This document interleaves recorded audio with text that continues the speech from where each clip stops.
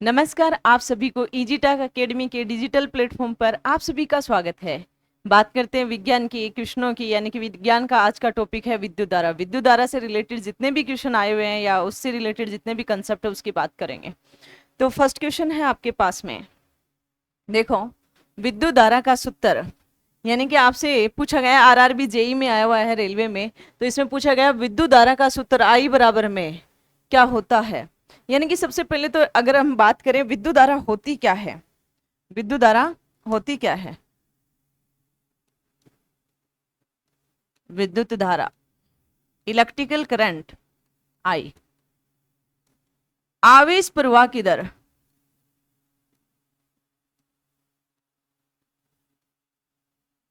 आवेश प्रवाह की दर विद्युत धारा कहलाती है। आवेश प्रवाह का मतलब जितने आवेश जा रहे हैं वो कितने समय में जा रहे हैं। तो देखो यहाँ पे क्या हुआ, यानी कि विद्युत धारा आई बराबर में आवेश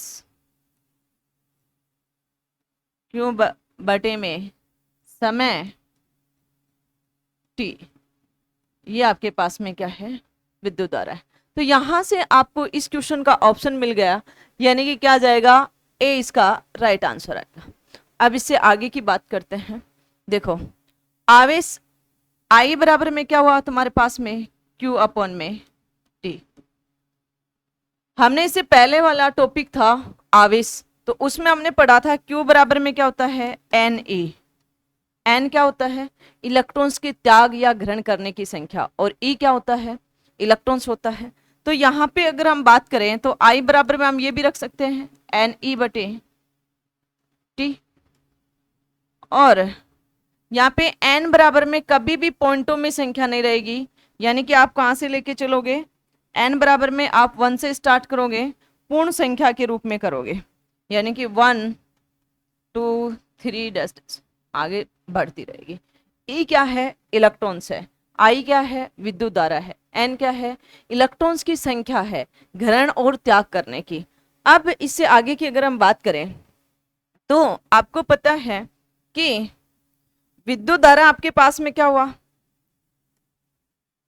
विद्युत धारा आई बराबर में क्या हुआ, क्यू अपॉन में टी। अब यहां पे देखो ये आवेश है, आवेश को आप किस में मापते हो, गुलाम में, और समय को किस में मापते हो, सेकंड में। तो देखो विद्युत धारा का मात्रक क्या हो जाएगा, कूलाम पर सेकंड, और इस कूलाम पर सेकंड को ही क्या कहते हैं, एम्पियर कहते हैं, और इस एम्पियर को किससे रिप्रेजेंट करते हैं, ए से।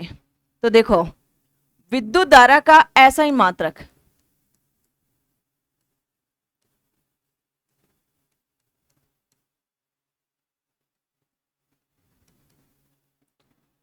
ऐसा ही मात्रक क्या हो गया, एम्पियर हो गया।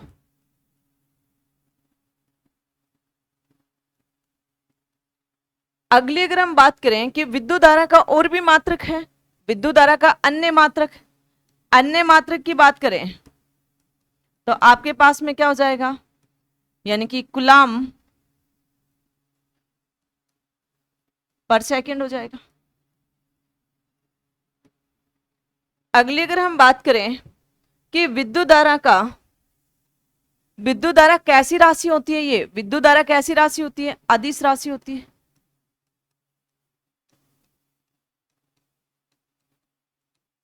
विद्युत धारा की विमा की बात करें, डायमेंशन, तो विमा क्या हो जाएगा आपके पास में,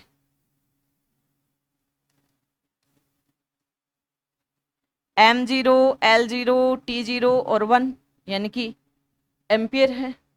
अगली अगर हम बात करें कि विद्युत धारा हमेशा धनात्मक टर्मिनल से ऋणात्मक टर्मिनल की ओर प्रवाहित होती है। जैसे कि मानो मेरे पास में ये प्रतिरोध है, यहाँ पे हमने बल्ब लगा दिया, और यहाँ पे अगर आप ये डायग्राम लेके चलो तो ये ठीक है, ठीक है, और अगर आप दूसरा लेके चलो, या आप ये भी ले सकते हो इसकी जगह, ये ना लेके आप दूसरा डायग्राम से समझाते हैं। देखो यहाँ पे आपके पास में है, ये आवेश है,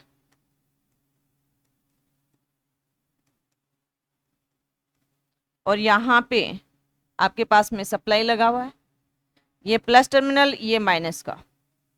अब अगली अगर हम बात करें यहाँ से, तो आपके पास में क्या है, ये विद्युत धारा हमेशा पॉजिटिव टर्मिनल से, धनात्मक टर्मिनल से ऋणात्मक टर्मिनल की ओर प्रवाहित होती है, परंतु आवेश हमेशा उल्टे प्रवाहित होते हैं, ऋणात्मक टर्मिनल से धनात्मक टर्मिनल की ओर प्रवाहित होते हैं। आवेश आवेश हमेशा कैसे होते हैं भाई, धनात्मक से ऋणात्मक की ओर। अगली अगर हम बात करें, देखो इससे आगे की बात करें कि विद्युत धारा हमेशा पॉजिटिव टर्मिनल से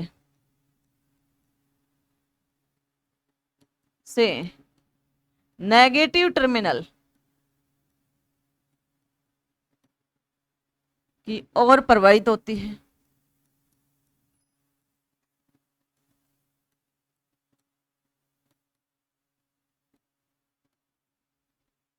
परंतु आवेश हमेशा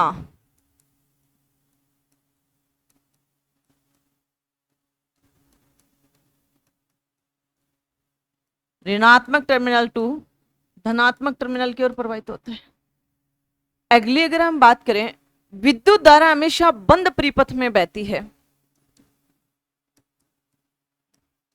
विद्युत धारा हमेशा बंद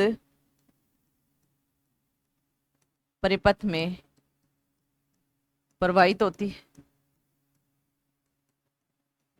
देखो कॉमन सेंस देखो, जब भी हम घरों में ये जो सप्लाई है इसका एक सर्किट बना हुआ है, कोई भी तार यदि आप काट देते हो, क्या धारा प्रवाहित होगी? नहीं होगी ना।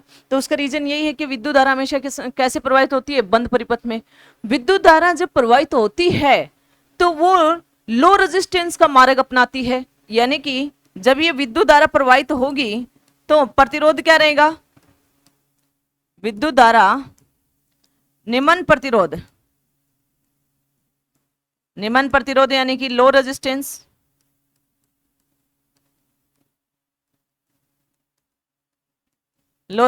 का मार्ग अपनाती है।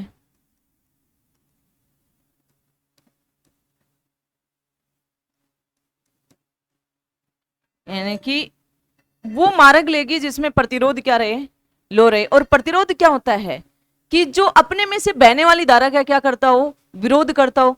तो विरोध करेगा तो ज्यादा तो ले नहीं सकते, क्योंकि लो वाला लेंगे, क्योंकि ये विरोध नहीं करेगा तो आसानी से धारा चली जाएगी। ठीक है, विद्युत धारा दो प्रकार की होती है, एसी और डीसी।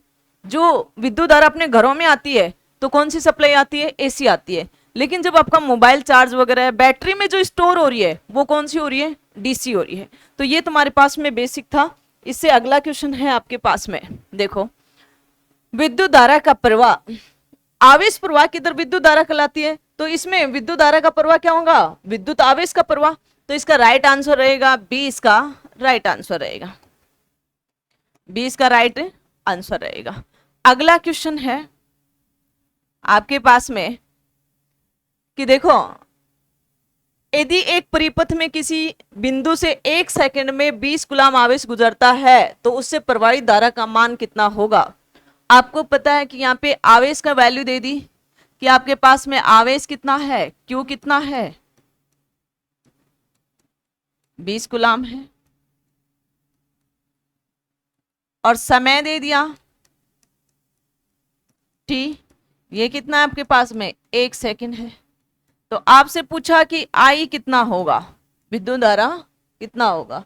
तो आपको पता है कि आई बराबर में क्या होता है, Q अपॉन में T।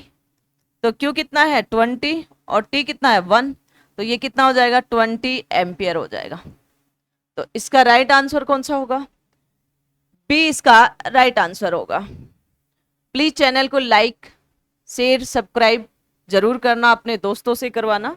ठीक है, कोई भी एग्जाम देते हो एलडीसी वगैरह का, राजस्थान स्टेट का, अदर स्टेट का, या रेलवे का, या एसएससी सीजीएल, या एसएससी जीडी का, या आर्मी का, एयरफोर्स वगैरह का, सभी में ये टॉपिक है। तो ये टॉपिक आपको आना चाहिए।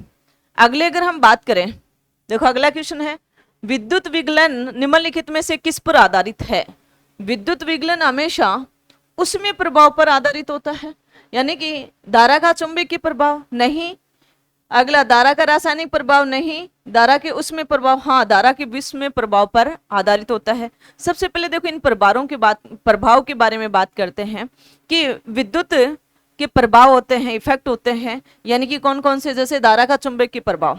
देखो इस धारा का चुंबकीय प्रभाव क्या होता है कि जब किसी भी पदार्थ में, यदि किसी भी चालक में आप विद्युत धारा प्रवाहित करते हो तो वो उसका आसपास का जो एरिया है वो क्या बन जाए, चुंबक बन जाए, यानी कि चुंबकीय क्षेत्र जनरेट कर दे, अपनी ओर आकर्षित करिए किसी चीज को, तो वो प्रभाव क्या कहता है, धारा का चुंबकीय प्रभाव कहलाता है। जैसे अपने पास में वोल्ट मीटर होता है, एमीटर होता है, वाट मीटर होता है, ये सब किस पे आधारित है, धारा के चुंबकीय प्रभाव पे।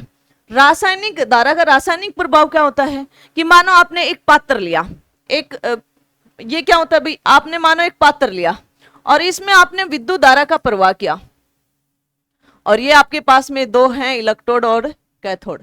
आपने एक पात्र लिया और इसमें आपने विद्युत धारा का क्या किया, प्रवाह किया, विद्युत धारा का प्रवाह किया। तो ये विलयन है, अम्लीय विलयन है, मानो ये अम्लीय विलयन है, तो इसमें विद्युत धारा प्रवाह करोगे तो इसमें जो आयन है वो अपने आयनों में टूट जाता है। विलयन में घुले हुए आयन अपने आयनों में टूट जाता है, इसे क्या कहते हैं, धारा का रासायनिक प्रभाव कहते हैं। विद्युत धारा का क्या कहते हैं, रासायनिक प्रभाव। इस प्रभाव से इफेक्टेड है बैटरी, सेल, ये सब कौन से हैं, विद्युत धारा के रासायनिक प्रभाव में आता है। धारा का उसमें प्रभाव क्या है, धारा का उसमें प्रभाव है जब किसी भी पदार्थ में विद्युत धारा प्रवाहित करते हो तो वो गर्म हो जाता है, और गर्म हो जाता है तो उसके चारों ओर गर्म ही क्षेत्र होगा, यानी कि उसमें प्रभाव क्या कहलाता है कि जब किसी भी चालक पदार्थ में विद्युत धारा प्रवाहित करते हो तो वो गर्म हो जाता है, उसे विद्युत का उसमें प्रभाव कहते हैं। और इस प्रभाव को जूल का प्रभाव भी कहते हैं, जूल का प्रभाव भी कहते हैं। और इस प्रभाव पर आधारित उपकरण जितने भी हैं अपने पास में, हीटिंग एलिमेंट्स, जैसे आपके पास में है गीजर है, विद्युत हीटर है, विद्युत केतली है, ठीक है, विद्युत बल्ब है, ये सब किस प्रभाव पे हैं, उसमें प्रभाव पर आधारित है। और जो हीटिंग एलिमेंट्स होता है वो नाइक्रोम का बना होता है, तपत तार वो किसका बना होता है, नाइक्रोम का। नाइक्रोम मिश्र धातु होती है जो निकल और क्रोमियम से मिलकर बना होता है, निकल का 80% और क्रोमियम का 20% होता है, ठीक है। तो इसका राइट आंसर कौन सा है आपके पास में, सी इसका राइट आंसर है। अगला क्वेश्चन है आपके पास में, अगला क्वेश्चन बात करें तो, अगले क्वेश्चन की बात करें तो देखो आपके पास में है कि विद्युत परिपथ में 10 मिनट में प्रवाहित होने वाली विद्युत आवेश की मात्रा 300 कूलम है, इलेक्ट्रिकल बिल ऑफ फिलामेंट द्वारा उपयोग में की गई विद्युत धारा। अब इसने बोला कि भाई आपके पास में क्यू कितना है, 300 कूलम है, ठीक है, और इसने टी बोला आपके पास में कि 10 मिनट है, और 10 मिनट को यदि सेकंड में चेंज करते हो तो 10 गुणा 60, यानी कि आपके पास में 600 सेकंड, सेकंड में लोगे आप वैल्यू। यहां पे आपसे पूछा गया है कि विद्युत धारा क्या होती है, आई बराबर में क्या होगी, Q अपॉन टी। तो यहाँ पे आपने रख दिया 300 बटे 600, यानी कि ये कैंसिल आउट, यानी कि ये कितना हो गया 1/2, और 1/2 को आप क्या लिख सकते हो 0.5।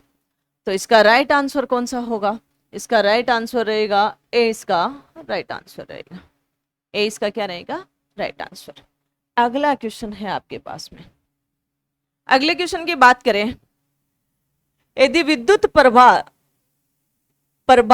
Q है और समय t दिया हो तो विद्युत धारा I ज्ञात कीजिए। तो I बराबर में क्या होता है, Q अपॉन टी होता है। तो इसका राइट आंसर क्या होगा, ए इसका राइट आंसर रहेगा, क्योंकि पहले आपको बता चुके हैं समरी में ये सब चीजें, ठीक है। अगला क्वेश्चन आपके पास में, प्रत्यावर्ती धारा अल्टरनेटिव करंट मापने के लिए किसके द्वारा की जाती है, किसके द्वारा मापी जाती है, एसी करंट। अल्टरनेटिव मतलब एसी करंट किससे मापी जाती है, ध्यान रखना ये मेजरमेंट में मूविंग आयरन प्रतिकर्षण प्रकार का वोल्टमीटर ये डीसी को मापता है, ठीक है। स्थायी चुंबक प्रकार का एमीटर ये भी डीसी को मापता है, ठीक है, ये भी डीसी को मापता है, ठीक है। इलेक्ट्रॉनिक्स वोल्टमीटर ये भी डीसी को मापता है, और प्रेरणीय एमीटर द्वारा एसी को मापा जाता है। किसको मापा जाता है, एसी को। तो इसका राइट आंसर कौन सा होगा, डी इसका राइट आंसर रहेगा। अगले क्वेश्चन की बात करें, देखो प्रेरणीय एमीटर, एमीटर धारा को मापने वाला यंत्र है और एमीटर को परिपथ में श्रेणी क्रम में जोड़ा जाता है। और श्रेणी में क्यों जोड़ा जाता है? क्योंकि अगर समांतर में जोड़ दिया तो परिपथ जल जाएगा। ठीक है, तो ये ध्यान रखना।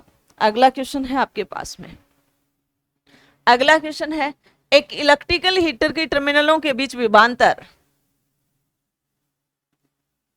टर्मिनलों के बीच में क्या है भाई? विभवांतर 60 वोल्ट है, जबकि स्रोत से 4 एम्पीयर की धारा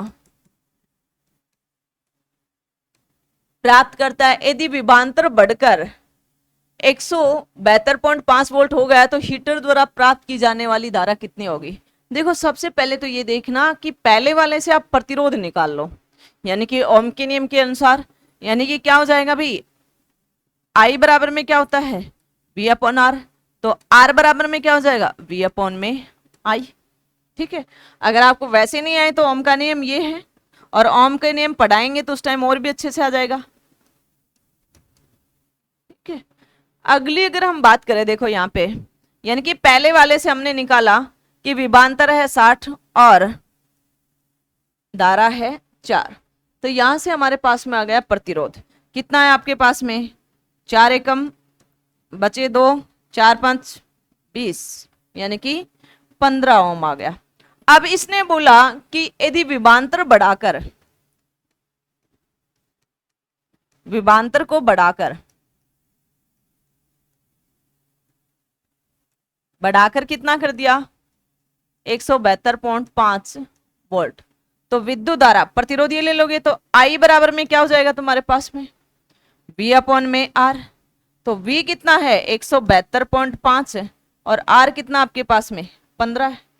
तो इसको देखो, आप सोल्व करते तो क्या हो गया? 15 एकम 15, 1 बार गया, कितना बचा?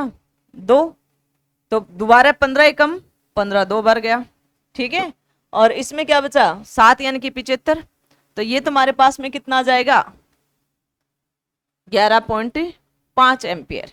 यानी इसका राइट आंसर रहेगा सी, इसका राइट आंसर रहेगा सी। इसका क्या हो जाएगा? Right answer. कभी कभार इसमें छोटी मोटी गलती हो जाए तो आप कैलकुलेशन थोड़े और ध्यान से कर लेना, कि कभी कभी मेरे से भी गलती हो जाती है, ऐसी बात नहीं है। ठीक है, तो आप इसको राइट आंसर कौन सा हो जाएगा? सी इसका राइट आंसर हो जाएगा। अगला क्वेश्चन है आपके पास में, अगला क्वेश्चन है, अगर कोयल का प्रतिरोध यानी कि इंडक्टेंस का प्रतिरोध 100 ओम है तो 220 वोल्टेज स्रोत में इलेक्ट्रिकल हीटर कोयल की कितनी धारा प्रवाहित है? कोयल का मतलब कुंडली। ठीक है, ठीक है, कोयल का मतलब क्या है? कुंडली है। ठीक है, तो धारा की बात करिए तो R बराबर में दे दिया आपको कुंडली का, यानी कि 100 ओम है, और वोल्टेज दे दिया आपके पास में 220 वोल्ट। तो इसने पूछा है कि I क्या है? तो I बराबर में क्या होता है? V अपॉन R होता है। तो V कितना है आपके पास में? 220, और R कितना है? 100। आपके पास में क्या हुआ भाई? यानी कि 2.2 एम्पियर। तो इसका राइट आंसर रहेगा आपके पास में B, इसका राइट आंसर रहेगा। प्लीज चैनल को लाइक, शेयर और सब्सक्राइब करना, और अपने दोस्तों से भी करवाना। अगला क्वेश्चन है आपके पास में, यदि 2 प्रतिरोधक 10 ओम और अन्य 20 ओम के प्रतिरोध, श्रृंखला का मतलब होता है श्रेणी क्रम, ठीक है, सीरीज में 6 वोल्ट बैटरी से जुड़े हुए हैं तो सर्किट में विद्युत धारा होगी। इसने बोला कि भाई ये 2 प्रतिरोध हैं, एक तो ये है 10 ओम का और दूसरा है 20 ओम का। श्रृंखला का मतलब सीरीज में जोड़ दिया, और यहाँ पे जो बैटरी लगी हुई है वो है आपके पास में 6 वोल्ट की। तो इसने बोला कि इस I का मान ज्ञात कीजिए कि इसमें धारा कितनी प्रवाहित हो रही है। तो देखो, परिपथ में जो ये प्रतिरोध जुड़े हुए हैं श्रेणी में है, तो R इक्विवेलेंट क्या हो जाएगा अभी तुम्हारे पास में कि R1 प्लस में R2। तो R इक्विवेलेंट क्या हो गया आपके पास में? 10 प्लस में 20 यानी कि 30 ओम, और V दे रखा है आपके पास में 6 वोल्ट। ठीक है, तो I बराबर में क्या होगा? V बटे R। तो 6 बटे कितना हो जाएगा? 30, यानी कितना आ जाएगा? 2 बटे 10। अगर आप काटते हो तो 0.2 एम्पियर। तो इसका राइट आंसर क्या हो जाएगा? ए इसका राइट आंसर रहेगा। प्लीज चैनल को लाइक, शेयर और सब्सक्राइब करना ज़्यादा से ज़्यादा अपने दोस्तों से और आप खुद। देखो अगले क्वेश्चन की बात करें कि निम्नलिखित में से कौन सा नियम विद्युत धारा के उष्मीय प्रभाव से संबंधित है। उष्मीय प्रभाव से संबंधित जूल का नियम होता है, ये मैंने पहले भी क्वेश्चन में बता चुकी हूं। यानी कि उष्मीय प्रभाव होता क्या है, इसको डीपली में देख लो एक बार। उष्मीय प्रभाव, हीट इफेक्ट,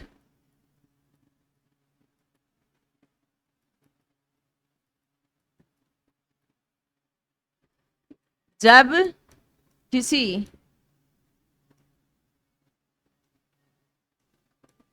चालक तार में से विद्युत धारा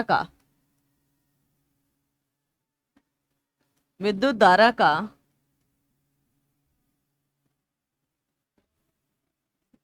प्रवाह किया जाता है तो चालक तार गर्म हो जाता है।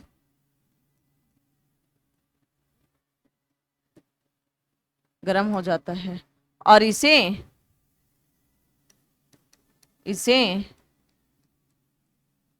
विद्युत का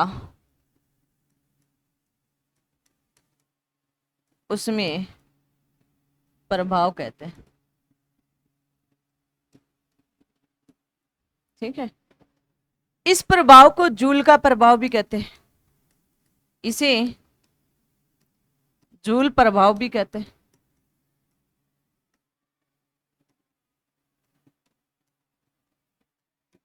अगला अगर तुमसे बोले कि जूल का नियम क्या है, तो जूल का नियम क्या होता है भाई।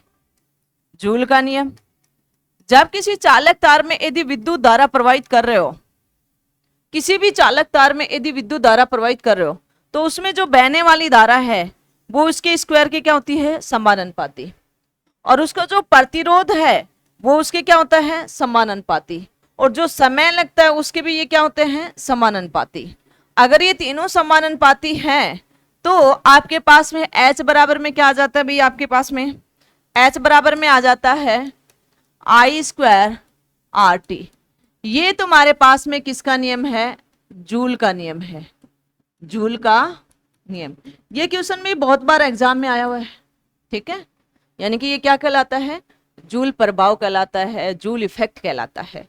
अब यहाँ पे अगर आप आगे और भी देखो तो P बराबर में क्या होता है, IV होता है, विद्युत पावर। ठीक है, अगर ओम के नियम के अकॉर्डिंग I बराबर में क्या लिख सकते हो, V बटे R, और V बराबर में क्या लिख सकते हो, IR।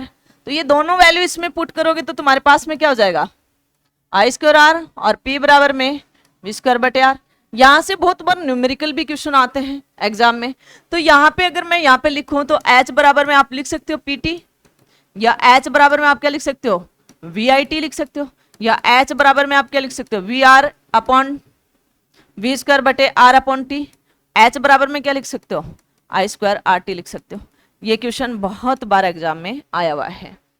अब आपसे पूछे कि उष्मीय प्रभाव पर आधारित उपकरण, यानी कि उष्मीय प्रभाव पर आधारित उपकरण कौन कौन से हैं भी। उष्मीय प्रभाव पर आधारित उपकरण कौन कौन से हैं। जैसे आपसे बोले कि विद्युत हीटर, देखो विद्युत हीटर है, विद्युत हीटर का जो बाहर का आवरण है वो चीनी मिट्टी का बना हुआ होता है। और चीनी मिट्टी देखो, जैसे वैसे नहीं देखी हुई तो अपन कप में चाय पीते हैं ना, वो देखना, अगर कप में आपने चाय डाली और उसको बाहर से पकड़ते हो तो वो गर्म लगती है क्या, नहीं। अगर एक स्टील की ग्लास में डाल के देखो वो गर्म लगेगी। ठीक है, तो देखो चीनी मिट्टी विद्युत और ऊष्मा दोनों का कुचालक होता है। ठीक है, दूसरी अगर हम बात करें, इस हीटर के अंदर एक कुंडली लगी होती है, वो किसकी लगी होती है, नाइक्रोम की। जो कुंडली लगी होती है वो किसकी होती है भाई, नाइक्रोम की। नाइक्रोम मिश्र धातु है, और ये किन किन से मिली होती है, निकल प्लस क्रोमियम से मिलकर बनी होती है। निकल का 80% होता है और क्रोमियम का कितना होता है, 20% होता है। अगला उपकरण की अगर हम बात करें तो विद्युत केतली, विद्युत प्रेस,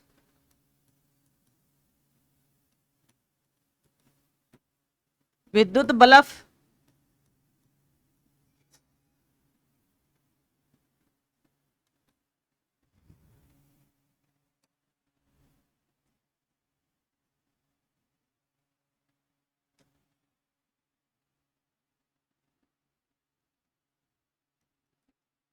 ये सभी किस पे, इत्यादि, ये सभी किस पे है, ओवन वगैरह वगैरह सभी किस पर आधारित है, उसमें प्रभाव पर आधारित है।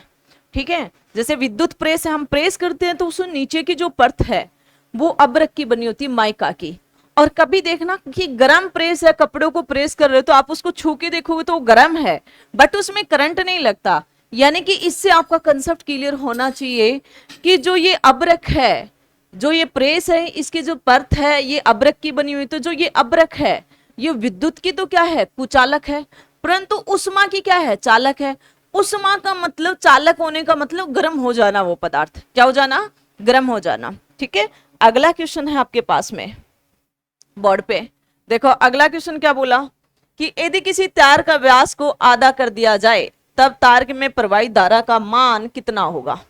देखो अगर मैं आपको नॉर्मली बताऊं तो एक खोखला चालक तार है, उसके प्रतिरोध को लेते हुए इस क्वेश्चन को करें तो ज्यादा अच्छा रहेगा, क्योंकि जिससे कंसेप्ट क्लियर होगा। माना मेरे पास में ये खोखला है, एक चालक तार है जिसकी लंबाई L है और ये इसका अनुप्रस्थ काट क्षेत्रफल है। लेकिन इसने बोला कि ये जो व्यास है, व्यास क्या होता है, जो केंद्र से गुजरने वाली रेखा, यानी कि वर्त की सबसे बड़ी जीवा क्या कहलाएगी, व्यास कहलाएगा। ठीक है, यानी कि त्रिज्या का क्या होता है, व्यास, त्रिज्या का क्या होता है, आधा होता है। ठीक है, और व्यास, त्रिज्या की बात करें तो व्यास बराबर में 2 गुना त्रिज्या, यानी कि एक त्रिज्या किसी भी भाग पर काटोगे तो ये त्रिज्या है। ठीक है, ठीक है, लेकिन इसने क्वेश्चन में बोला कि इस व्यास को क्या कर दिया, इसने आधा कर दिया, इस व्यास को क्या कर दिया, इसने आधा कर दिया। ठीक है, यानी कि ये क्या कर दिया, जो व्यास था उसको क्या कर दिया, पहले वाले से आधा कर दिया। तो धारा का मान कितना होगा, तो हम इतना लंबा ना जाके एक बार देखते हैं कि जब इस प्रकार के क्वेश्चन आपको दिए हुए, देखो 2 तरीके से बताती हूँ। फर्स्ट है, व्यास का आधा करने पर त्रिज्या कितनी होगी। अगर आपने व्यास को आधा किया, व्यास को आधा करने पर त्रिज्या, त्रिज्या कितनी होगी भी, 1/2 हो गई।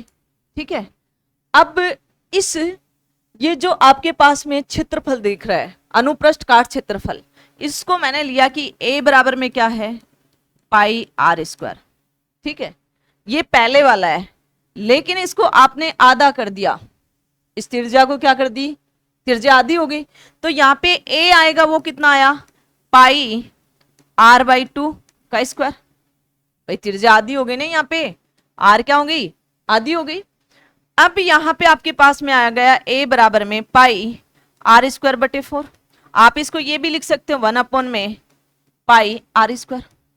तो यहाँ पे a क्षेत्रफल बराबर में क्या होता है, पाई r², तो यहाँ पे a लिख सकते हो आप। तो यहाँ पे क्या आ गया आपके पास में कि आपके पास में प्रतिरोध पूछा गया, तो r बराबर में ρl/a, यानी कि इस कंसेप्ट से, यानी कि प्रतिरोध की निर्भरता से, जब किसी भी चालक तार के प्रतिरोध की निर्भरता पड़ते हैं तो उसका जो प्रतिरोध है वो चालक तार की लंबाई के क्या होता है, समानुपाती, तथा अनुप्रस्थ काट के क्या होता है, व्युत्क्रमानुपाती। इन दोनों को एक साथ लिखोगे तो L/A, और यहाँ पे एक नियतांक रख लेते हैं ρl/a। रो क्या है, विशिष्ट प्रतिरोध है, यानी कि प्रतिरोधकता है, नियतांक बोलते हैं इसको। यहाँ पे L लंबाई किसमें, मीटर में, A क्या है, क्षेत्रफल है, अनुप्रस्थ काट क्षेत्रफल, क्रॉस सेक्शन एरिया है तो मीटर स्क्वायर में है, और यहाँ पे रो क्या है, विशिष्ट प्रतिरोध है, यानी कि आप इसको ओम मीटर में, इसका यूनिट क्या होगी, ओम मीटर, और A क्या है, प्रतिरोध है, प्रतिरोध का मात्रक होता है ओम। ठीक है, तो यहाँ पे आपको पता है कि ये जो क्षेत्रफल था, ये क्षेत्रफल कितना आ गया आपके पास में, डैश वाला, यानी कि कितना आ गया, यानी कि 1/4, यानी कि यहाँ पे इसको लिख सकते हो, यानी कि यहाँ पे 4 है, एक ही बात है। तो यहाँ पे आपने लिखा तो प्रतिरोध कितना हो जाएगा, रो एल A/4 को अगर ऊपर ले जाओगे तो 4 रो L/A। तो ये कितना हुआ, 4 गुना हुआ। इस क्वेश्चन के अकॉर्डिंग डी आंसर सही है। लेकिन इसने यहां पे तो क्या पूछा गया है, यदि किसी तार का व्यास आधा कर दिया जाए तो तार में प्रवाहित धारा, सॉरी प्रवाहित धारा पूछिए, तो प्रतिरोध तो तुम्हारे पास में क्या हो गया, 4 गुना हो गया। प्रतिरोध तो क्या हो गया आपके पास में, प्रतिरोध तो क्या होंगे भी आपके पास में 4 गुना पहले वाले से। लेकिन विद्युत धारा, विद्युत धारा क्या होगी अब भाई आपके पास में,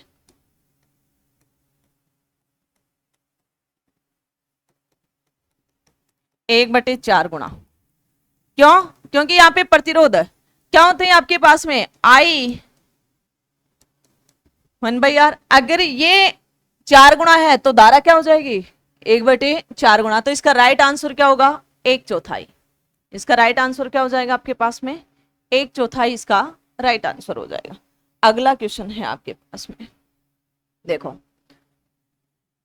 अगर बल्ब का फिलामेंट का प्रतिरोध 1200 ओम है तो 220 वोल्टेज स्रोत में इलेक्ट्रिक बल्ब में से कितनी धारा प्रवाहित होगी।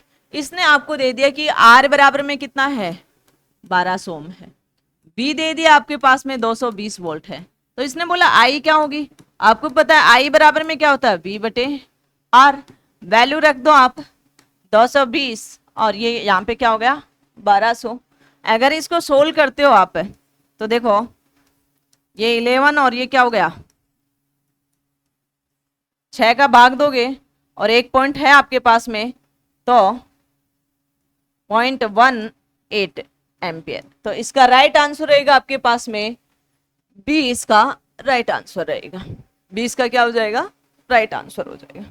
अगला क्वेश्चन है आपके पास में, देखो 10 ओम प्रतिरोध पर जब 140 वोल्ट का विभवांतर अनुप्रयुक्त होता है तो इसमें होकर प्रवाहित होने वाली धारा की गणना कीजिए। इसमें प्रवाहित होने वाली धारा का मान ज्ञात करना है।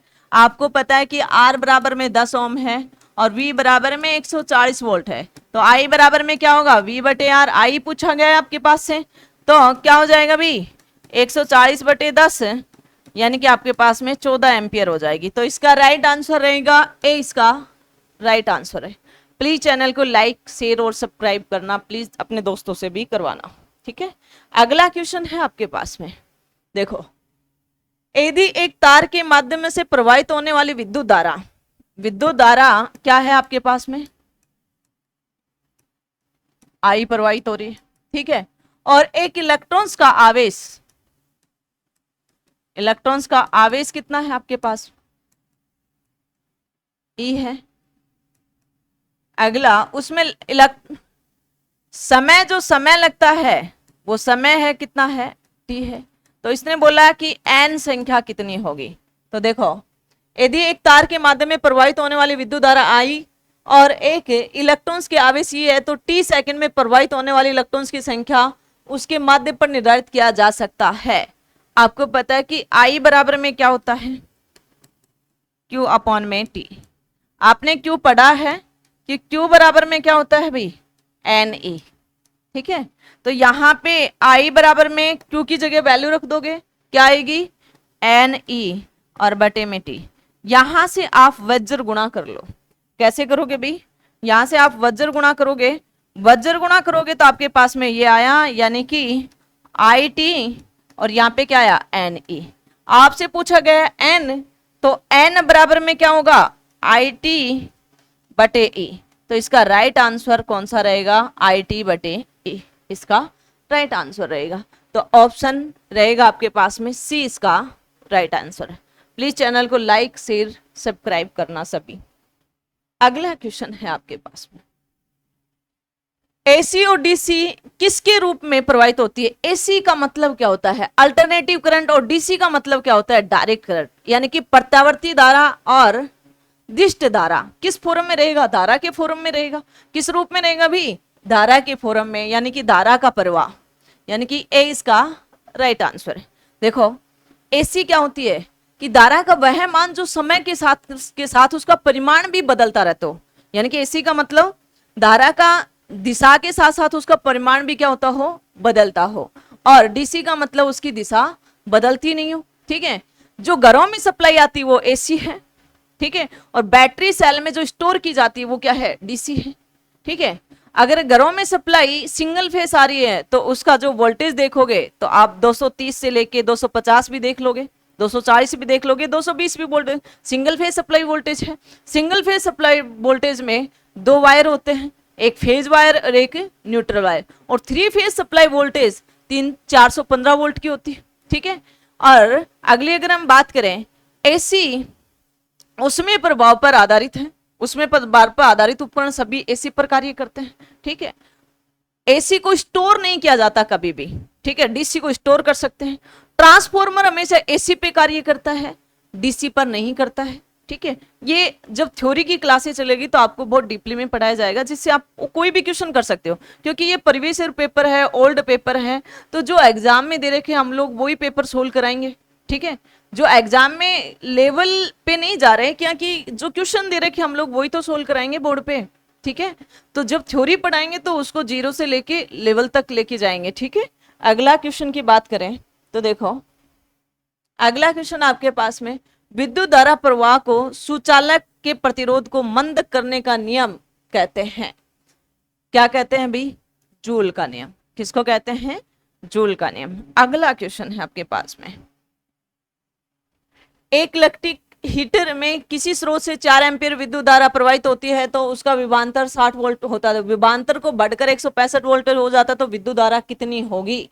देखो सबसे पहले तो इसने बोला कि आई है ना पहले वो 4 एम्पीयर है और जो वोल्टेज है वो कितना है, 60 वोल्टेज है। अगर आपसे बोले कि इसका प्रतिरोध कितना होगा, आर बराबर में क्या होगा, बी बटे आई, यानी कि 60/4 कितना हो जाएगा, 15 ओम। अब इसने बोला कि जो वोल्टेज है वो बढ़कर कितना हो गया, बढ़ने के बाद में बढ़कर विभवांतर बढ़कर कितना हो गया, 165 वोल्ट। अब इसने बोला कि आई का मान बताइए, तो आपने जो प्रतिरोध निकाला, ठीक है, प्रतिरोध तो वही है जो पहले था, वो बड़ा कौन है, सप्लाई वोल्टेज बढ़ाया आपने। भाई पहले तो इसके पास में ये मेरे पास में प्रतिरोध आ गया यानी कि 15 ओम, ठीक है। आप बोलो कि पहले तो ये वोल्टेज कितना था, मैं एक बार इतने से बताती हूँ, यानी कि पहले तो ये वोल्टेज 60 वोल्ट था, लेकिन अब इसको बढ़ाकर और उस टाइम इसमें जो धारा जा रही थी वो जा रही थी 4 एम्पियर। अब इस वोल्टेज को बढ़ाकर इसने कितना कर दिया, 165 वोल्टेज कर दिया।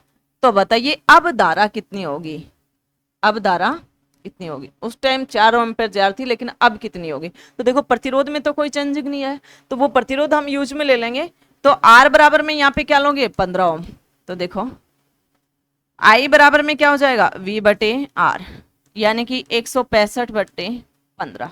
देखो 15 एकम 15, एक हासिल बची, 15 एकम 15 यानी कि 11 एम्पियर। तो इसका राइट आंसर रहेगा डी, इसका राइट आंसर है डी, इसका क्या राइट आंसर रहेगा। प्लीज चैनल को लाइक शेयर सब्सक्राइब करना और अपने दोस्तों से भी करवाना। जहां तक होगा हम इस प्रकार से क्वेश्चनों को सोल्व करेंगे कि कोई अदर एग्जाम में भी आ रहा है, कैसे भी जो टॉपिक से रिलेटेड जो क्वेश्चन आ रहे हैं, तो बीच बीच में हम थ्योरी बता रहे हैं, थोड़ी बहुत थ्योरी बताते हुए चल रहे हैं कि जिससे कंसेप्ट क्लियर हो जाए। कोई भी और क्वेश्चन हट के आए तो आप उसको सोल्यूशन कर चुके हैं। जय हिंद, जय भारत।